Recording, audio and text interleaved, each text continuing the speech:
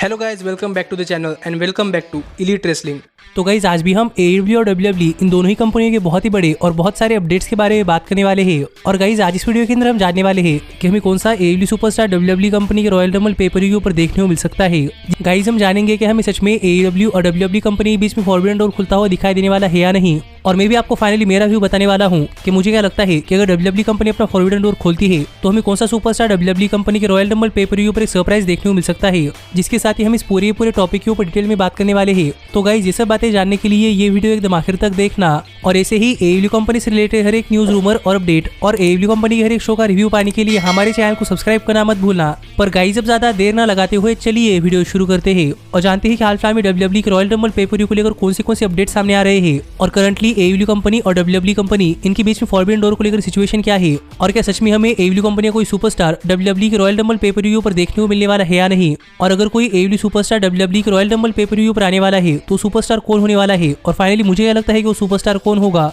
और गाइस जैसे भी अपडेट्स में आपको स्टेप वाइज बताना चाहूंगा जिससे कि आपको हर एक बात समझ में आ जाए, क्योंकि जब AEW कंपनी बनी थी तब AEW कंपनी बाकी सारे रेसलिंग कंपनियों के साथ मिलकर काम कर रही थी, लेकिन WWE कंपनी हमेशा से अकेले ही काम करती है। पर AEW कंपनी और बाकी सारे रेसलिंग कंपनियां जैसे कि TNA Impact, Ring of Honor या फिर न्यू जापान प्रो रेसलिंग, इन सभी ने अपने relationship the Forbidden Door term से डिफाइन किए थे और इन दोनों कंपनियों के बीच में फॉरबिडन डोर है और जब कभी ये डोर खुलता है तभी किसी कंपनी कोई सुपरस्टार किसी और कंपनी के ऊपर जा सकता है। और ऐसे ही AEW इम्पैक्ट रेसलिंग और न्यू जापान प्रो रेसलिंग इनके बीच में फॉरबिडन डोर कई बार खुला है, इसलिए इन कंपनियों के कई सारे सुपरस्टार्स हम एक दूसरी कंपनी के शोज के ऊपर जाते हुए दिखाई दिए हैं। पर गाइस टोनी खान ने एक बार अपने इंटरव्यू के अंदर कहा था कि टोनी खान वो फॉरबिडन डोर है और अगर कोई सुपरस्टार किसी कंपनी के अंदर जाता है तो टोनी खान के परमिशन के बगैर नहीं होता, पर एक कंडीशन सिर्फ AEW कंपनी के लिए अप्लाई होती है। और इसके बाद एक टाइम के लिए स्टोन कोल्ड के ब्रोकन स्कल सेशन पॉडकास्ट के ऊपर हमें AEW सुपरस्टार क्रिस जेरिको जाते हुए दिखाई दिए थे, जो देखा जाए तो बेसिकली काफी सरप्राइजिंग चीज थी, क्योंकि WWE कंपनी किसी बेसिक सुपरस्टार के साथ काम नहीं करती जो कि किसी और रेसलिंग कंपनी के लिए काम कर रहा है, लेकिन इस बार ऐसा हुआ था। और यहाँ पर WWE और AEW इन दोनों ही कंपनियों के अथॉरिटीज के बीच में एक डील हुई थी कि अगर किसी सुपरस्टार ने पहले WWE कंपनी के अंदर काम किया है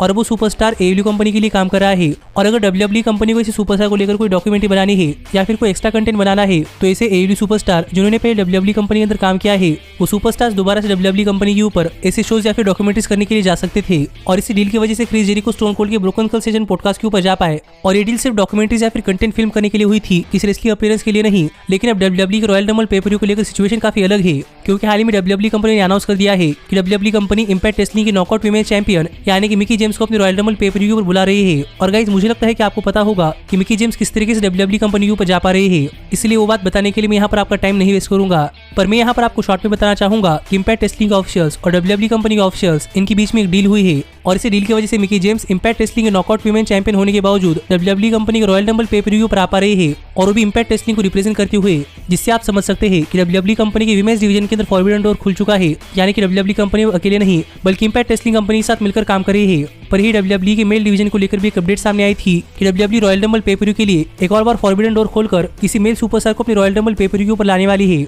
और इस अपडेट के बाद काफी सारे लोग स्पेकुलेट करने लगे थे कि हमें कोई AEW सुपरस्टार WWE के रॉयल रंबल पेपर के ऊपर देखने को मिल सकता है। और इन्हीं रूमर्स का फायदा उठाते हुए हाल फिलहाल में WWE अपने शोज के ऊपर ये टीज कर रही है कि हमें possibly former WWE superstar dean Ambrose यानी कि हाल फिलहाल के जॉन मॉक्सली हमें रॉयल रंबल पेपर के ऊपर देखने को मिल सकते हैं। और इसको लेकर WWE ने कई सारे टीजेस और हिंट्स दिए हैं कि हमें जॉन मॉक्सली या फिर डीन एम्ब्रोज WWE कंपनी के रॉयल रंबल पेपर के ऊपर देखने को मिल सकते हैं। पर गाइस जहां तक एक्चुअल और रियल बातें हैं कि क्या हमें जॉन मॉक्सली WWE के रॉयल रंबल पेपर के ऊपर देखने को मिलने वाले हैं, तो गाइस मैं यहाँ पर आपको बताना चाहूंगा कि पहली बात तो WWE AEW कंपनी के साथ काम करने के लिए इंटरेस्टेड नहीं है, क्योंकि मानो या ना मानो लेकिन WWE कंपनी के बाद अगर कोई दूसरी बड़ी रेसलिंग कंपनी है तो AEW कंपनी है। और अगर WWE किसी भी तरीके से किसी AEW सुपरस्टार को अपने कंपनी के ऊपर लाएगी तो गाइस उस सुपरस्टार को एक्सपोजर मिलेगा और WWE की वजह से काफी सारे फैंस उस सुपरस्टार को पहचानेंगे और क्या पता आगे चलकर उस सुपरस्टार को फॉलो करते हुए फैंस AEW कंपनी का भी शो देखे, जिसमें WWE कंपनी का काफी बड़ा नुकसान है। इसीलिए मुझे नहीं लगता कि WWE कंपनी किसी भी सिचुएशन के अंदर किसी AEW सुपरस्टार को अपने रॉयल रंबल पेपर के ऊपर लाने वाली है। लेकिन चलो एक बार माना कि WWE कंपनी और AEW कंपनी के बीच में डील हुई और AEW कंपनी कोई सुपरस्टार हमें WWE कंपनी के टेलीविजन के ऊपर देखने को मिलेगा,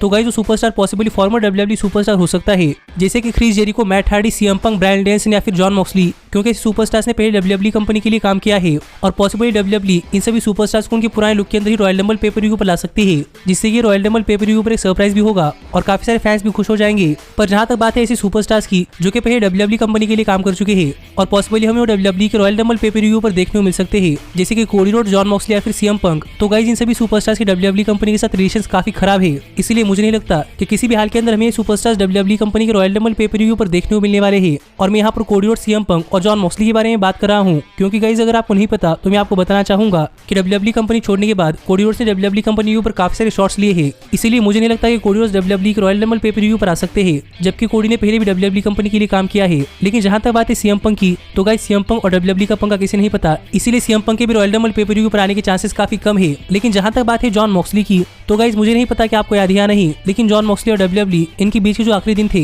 वो हमें डब्ल्यूडब्ल्यूई के टेलीविजन के ऊपर काफी अच्छे दिखाई दे रहे थे। लेकिन गाइस रियल लाइफ में डब्ल्यूडब्ल्यूई और जॉन मॉक्सली इनके बीच में क्रिएटिव को लेकर काफी सारे डिफरेंसेस थे, और इसलिए जॉन मॉक्सली ने डब्ल्यूडब्ल्यूई कंपनी छोड़ी थी। इसलिए मुझे तो नहीं लगता कि हमें जॉन मॉक्सली डब्ल्यूडब्ल्यूई के रॉयल रंबल पे पर व्यू पर आते हुए दिखाई दे सकते हैं। और यही सेम चीज मीरो या फिर रूसेव के साथ है, और मैलेका ब्लैक या फिर एलिस्टर ब्लैक के साथ है। पर गाइस एडब्ल्यू कंपनी अंदर ऐसे सुपरस्टार्स भी है जिनका डब्ल्यूडब्ल्यूई कंपनी के साथ रिलेशनशिप काफी अच्छा है, और पॉसिबली वो हमें डब्ल्यूडब्ल्यूई कंपनी के रॉयल रंबल पे पर व्यू पर देखने को मिल सकते हैं, जैसे कि क्रिस जेरिको, ब्रायन डेनिसन या फिर मैट हार्डी, क्योंकि इनके और डब्ल्यूडब्ल्यूई के बीच में कभी कोई पंगे नहीं हुए और उन्होंने काफी अच्छे टर्म्स के ऊपर डब्ल्यूडब्ल्यूई कंपनी छोड़ी थी। इसीलिए माना कि ये सुपरस्टार सब एडब्ल्यू कंपनी के लिए काम करते हैं, पर इनके डब्ल्यूडब्ल्यूई कंपनी के साथ रिलेशन काफी अच्छे हैं और उन्होंने पहले डब्ल्यूडब्ल्यूई कंपनी के साथ भी काम किया है। इसलिए इनके चांसेस बनते हैं कि हमें सुपरस्टार्स डब्ल्यूडब्ल्यूई कंपनी के रॉयल रंबल पे पर व्यू पर देखने को मिल सकते हैं। पर फिर एक बार यहाँ पर देखना पड़ेगा कि एडब्ल्यू कंपनी अपने ऐसे टॉप स्टार्स जैसे कि क्रिस जेरिको, ब्रायन डेनिसन या फिर मैट हार्डी इन्हें डब्ल्यूडब्ल्यूई के रॉयल रंबल पे पर व्यू पर जाने देगी या नहीं। पर गाइस जैसे भी कुछ सुपरस्टार्स है जो कि एडब्ल्यू कंपनी खुद के सुपरस्टार्स है, लेकिन डब्ल्यूडब्ल्यूई कंपनी का उनके अंदर इंटरेस्ट है, इसलिए सुपरस्टार्स हमें रॉयल रंबल पे पर व्यू पर देखने को मिल सकते हैं, जैसे कि एमजेफ, वॉर्डलो या फिर केनी ओमेगा, क्योंकि डब्ल्यूडब्ल्यूई का इन सभी सुपरस्टार्स के अंदर इंटरेस्ट है और डब्ल्यूडब्ल्यूई चाहती है कि सुपरस्टार्स डब्ल्यूडब्ल्यूई कंपनी ज्वाइन करे। इसलिए इस बात के भी चांसेस है कि हमें इन सुपरस्टार्स में से कोई सुपरस्टार डब्ल्यूडब्ल्यूई के रॉयल रंबल पे पर व्यू पर अपनी अपीयरेंस करता हुआ दिखाई दे सकता है।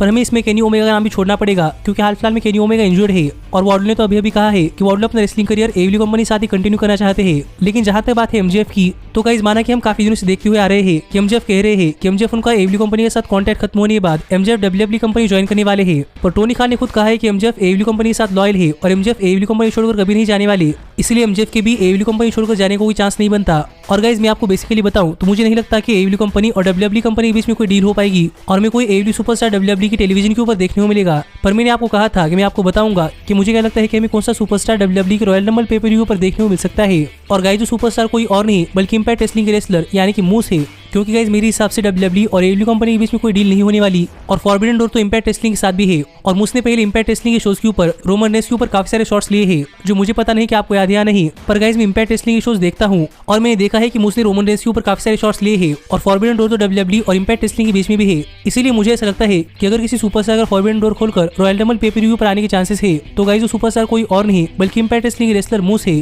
पर क्या पता यहाँ पर ऐसा भी हो सकता है कि डब्ल्यूडब्ल्यूई सिर्फ अपने रॉयल रंबल पे पर व्यू की हाइप बढ़ाने के लिए सब कर रही हो और हमें रॉयल रंबल पे पर व्यू पर कोई सरप्राइज ना देखने को मिले। जिस पर आपका क्या कहना है आप मुझे कमेंट कर बताइए। पर यही कुछ मेरे थॉट्स थे और मेरे थॉट्स के ऊपर आपका क्या कहना है आप मुझे कमेंट कर बताइए। और ऐसे ही एडब्ल्यू कंपनी से रिलेटेड हर एक न्यूज, रूमर और अपडेट और एडब्ल्यू कंपनी के हर एक शो का रिव्यू पाने के लिए हमारे चैनल को सब्सक्राइब करना मत भूलना। पर गाइस अब मैं मिलता हूँ आपसे अगली वीडियो के अंदर, पर तब तक stay healthy, stay happy and keep watching elite wrestling. Hey, did you like that video?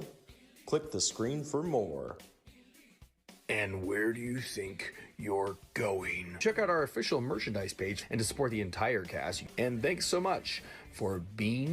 the elite. The elite, the elite. What, Nick, you're not going to sing it all with me this time?